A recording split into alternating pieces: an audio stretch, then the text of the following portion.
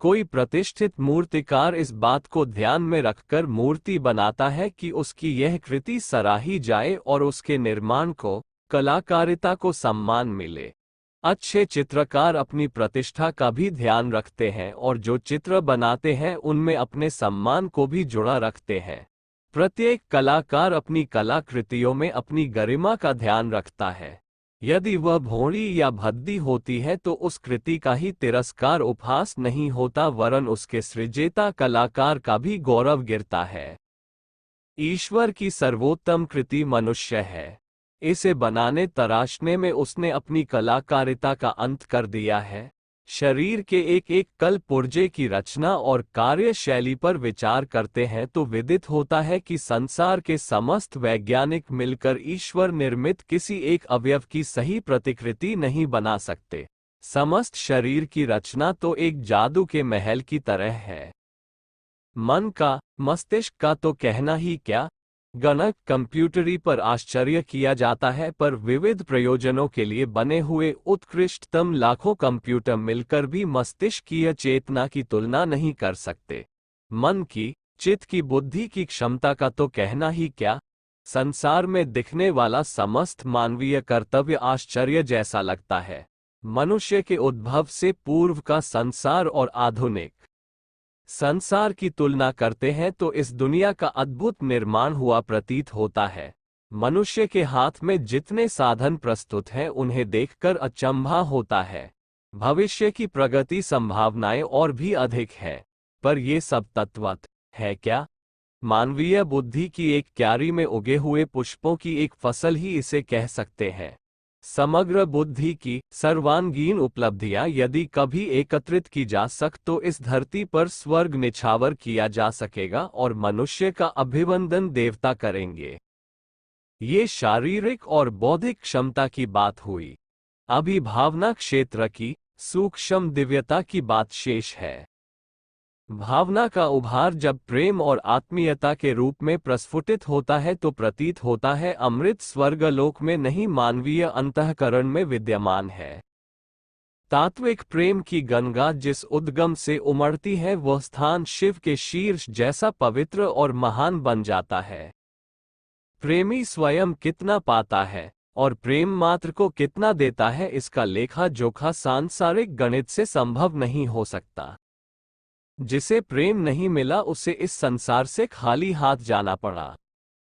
जिसे प्रेम मिल गया उसे तथाकथित अभावग्रस्त जीवन में भी हुलास उल्लास बिखरा दिखाई पड़ेगा।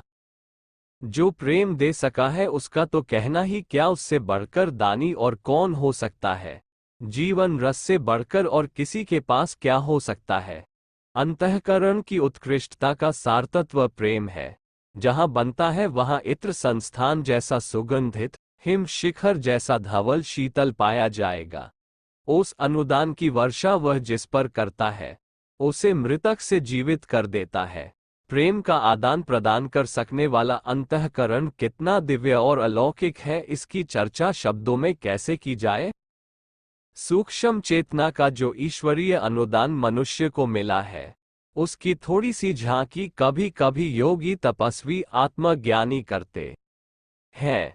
ब्रह्मांड की समस्त सत्ता और महत्ता बीज रूप में मनुष्य के भीतर विद्यमान है। इसे विकसित प्रकाशित भर करने की चेष्टा साधना विज्ञान करता है। भौतिक सिद्धियां और दिव्य विभूतियों का इतना बड़ा भांडागार मानवीय चेतना में सन्निहित है कि उसे विकसित करते चलने पर ईश्वरीय सृजन के इस विराट ब्रह्मांड के भीतर जो कुछ है उस सबके उपयोग और उपभोग की सामर्थ्य प्राप्त की जा सकती है। इतना ही नहीं, जीव समग्र ब्रह्म बन सकता है। कोई मूर्ति मूर्तिकार नहीं बन सकती, कोई चित्रकार नहीं बन सकता, कोई पुत्र पिता का स्थानापन्न नहीं कहलाता, पर मनुष्य को ये सुविधा प्राप्त है कि वह यदि सीधे मार्ग पर चले तो ईश्वर भक्त ही नहीं वह साक्षात ईश्वर भी बन सकता है। अपने दर्पण में समस्त सृष्टि का दर्शन कर सकता है और अपनी आत्मा में सबको प्रतिष्ठित करके उसके साथ क्रीड़ा कलोल कर सकता है। मनुष्य की संभावनाएं असीम हैं। जितना असीम परमात्मा है उतना ही महान उसका पुत्र आत्मा भी है। मूर्तिकार ने इस मूर्ति को बनाने में अपनी कला का अंत कर दिया है। ईश्वर कितना महान और अद्भुत है, उसे देखना, जानना हो तो उसकी कलाकृति मानव प्रतिमा को बारीकी से देखा जाए। उसके कण कण से जो सुंदरता, गरिमा टपकती है वह अपने आप में अनुपम है। ऐसा सर्वांगपूर्ण सृजन इस विश्व ब्रह्मांड में अन्यत्र कहीं भी ढूंढे नहीं मिल सकता। ईश्वर का अरमान पूरा हो गया और क्रियाकलाप संपन्न। अब हमारा कर्तव्य आरंभ होता है कि उस कर्तव्य को कलुषित और कलंकित न करें, सृष्टा की गरिमा को गिरने न दें और उन अरमानों को चोट न पहुंचाएं जिन्हें लेकर सृष्टा ने इतनी तीव्र आकांक्षा की और सृजन का कष्ट उठाया। हमें चाहिए कि अपने स्वाभाविक और ईश्वर के सम्मान को समझें और अपना स्तर वैसा रखें जिससे आत्मा और परमात्मा का गौरव गिरने न पाए।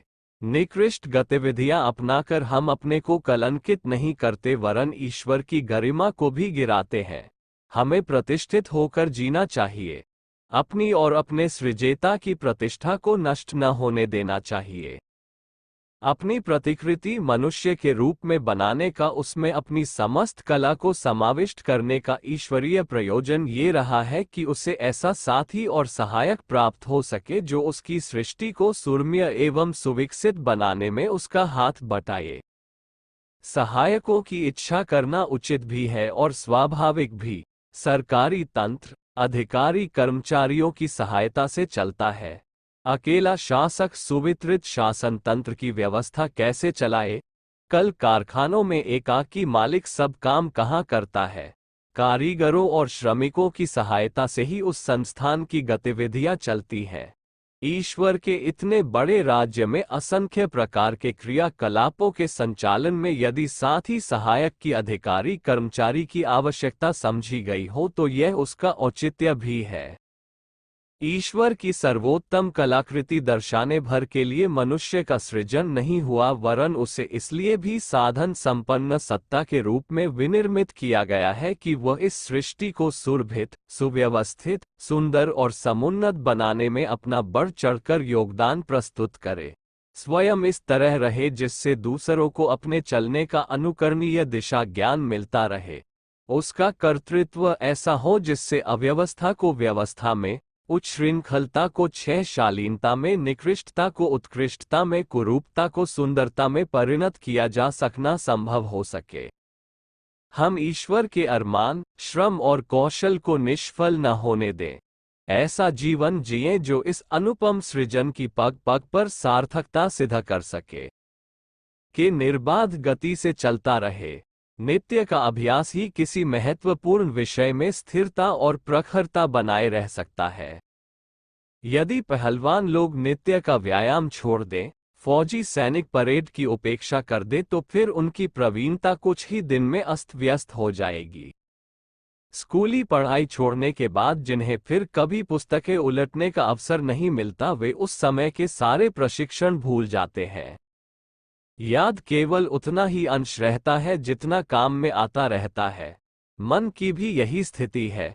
वो पशु प्रवृत्तियों के निम्नगामी प्रवाह में तो अनायास ही बहता रहता है, पर यदि उसे उच्च स्तर पर बनाए चढ़ाए रहना हो तो पतंग उड़ाने वालों की तरह बहुत कुछ पुरुषार्थ करना होता है। पानी को कुएं से निकालने टंकी तक पहुंचाने में नित्य ही प्रयत्न करना पड़ता है, पर नालियां अपने आप चलती रहती है।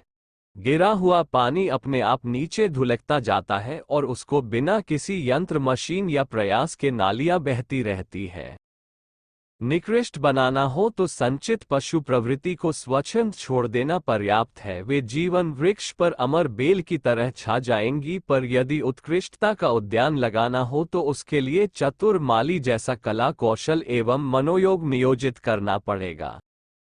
उपासना मनः क्षेत्र को सुरभित उद्यान की तरह फल फूलों से लदा हुआ बनाने के कुशल पुरुषार्थ की तरह ही समझी जानी चाहिए। वस्तुतः मनोकामनाएं पूर्ण करने का यह विवेक संगत एवं यथार्थ मार्ग है। मन देवताओं का भी देवता है। यदि उसे साध संभाल लिया जाए तो वह कल्पवृक्ष से कम नहीं अधिक ही उपयोगी एवं वरदानी सिद्ध होता है। उपासना इस मन कल्प वृक्ष को सुविकसित बनाने की वैज्ञानिक विधि व्यवस्था का ही नाम है। आत्मोत्कर्ष में अभिरुचि रखने वाले प्रत्येक व्यक्ति को उपासना को अपने नित्य क्रम में सम्मिलित करना ही चाहिए। यह नहीं सोचना चाहिए कि हम ईश्वरीय आदेशों का पालन करते हैं, फिर उपासना की क्या जरूरत। लोहार, बढ़ई, मूर्तिकार आदि शिल्पी अपने श्रम और प्रयोजन में लगे रहते हुए भी यह आवश्यक समझते हैं कि उनके औजारों पर जल्दी जल्दी धार धरी जाती रहे। नाई अपने काम में ठीक तरह लगा रहता है, पर उस्त्रा तो उसे बार बार तेज करना पड़ता है। मन ही वह औजार है जिससे क्रियाकलापों को ठीक तरह करते रह सकना संभव होता है। यदि भोंतरा होने लगे तो फिर कर्तृत्व का स्तर भी गिरने लगेगा। इसलिए जहां अन्य अनेक कार्यों में समय लगाया जाता है, वहां मन की मलिनता को स्वच्छ करने और उसे प्रखर बनाने के प्रयास को भी नित्य का एक आवश्यक कर्तव्य माना जाना चाहिए। पेट की भूख बुझाने के लिए बार बार भोजन करना पड़ता है। आत्मा की भूख बुझाने के लिए भी उसे उपासना का आहार बार बार नित्य ही दिया जाना आवश्यक है।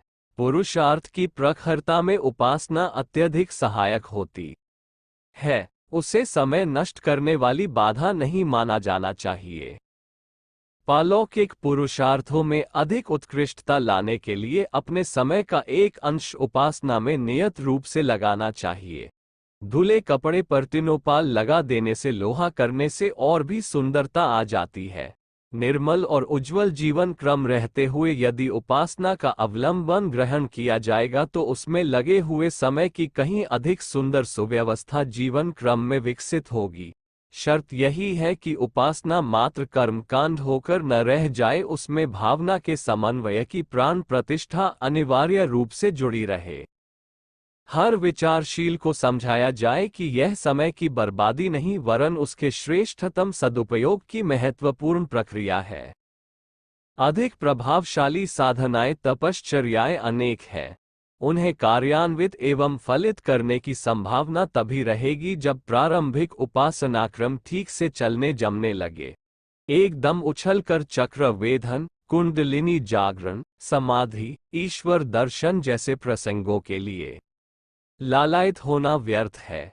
यह उछलकर चढ़ने का नहीं, क्रमिक रूप से मंजिल पार करने का राजमार्ग है। यदि ऐसा न होता तो स्वयं गुरुदेव को क्यों 45 वर्ष पापड़ बेलने पड़ते और अब इस वृद्धावस्था में भी क्यों अपने को इस तरह धुनते। कोई जादू ही तुर्तफुर्त चमत्कार दिखा सकता है, पर यह ध्यान रखना चाहिए कि वह जल्दबाजी का जादू अस्थिर होता है। बाजीगर 10 मिनट में झोली में से गुठली से आम का पौधा और उस पौधे पर फल लगा देता है, पर यह छलावा भर होता है। यदि वह बात वास्तविक होती तो बाजीगर पैसे पैसे को हाथ न फैलाता, अब तक आमों का विशाल व्यापार करके लखपति करोड़पति बन गया होता। भले ही आप अपनी पूजा विधि के बाहरी स्वरूप को अपनी रुचि और परंपरा के अनुसार बनाए रहें, पर उसमें भावना का प्राण अवश्य जोड़ें। अनेक मतांतरों की पूजा प्रक्रिया भिन्न हो सकती है, पर उनके भीतर भावनात्मक तथ्य तो समुचित मात्रा में रहना ही चाहिए। उपासना क्रम के अभ्यासियों को उच्चस्तरीय अनुदान भी साधना क्षेत्र में मिल सकते हैं। संभव है अगले दिनों उन्हें अपने तप अंश का कुछ प्रत्यावर्तन जीवंत आत्माओं में करना पड़े, इस बीज बोने का ठीक परिणाम निकले। इसके लिए यह आवश्यक है कि भूमि जोतने और उसमें नमी रखने का प्रयास पहले से ही चलता रहा हो। जो भूमि न जोती गई है, न जिसमें खाद पानी की मात्रा है, उसमें बहुमूल्य बीज या पौधे का आरोपण भी निरर्थक चला जाएगा। इसलिए आवश्यक है कि इस दिशा में प्रगति की सच्चे मन से आकांक्षा करने वाले अपने नित्य कर्म में उपासना की प्रक्रिया को सम्मिलित कर लें।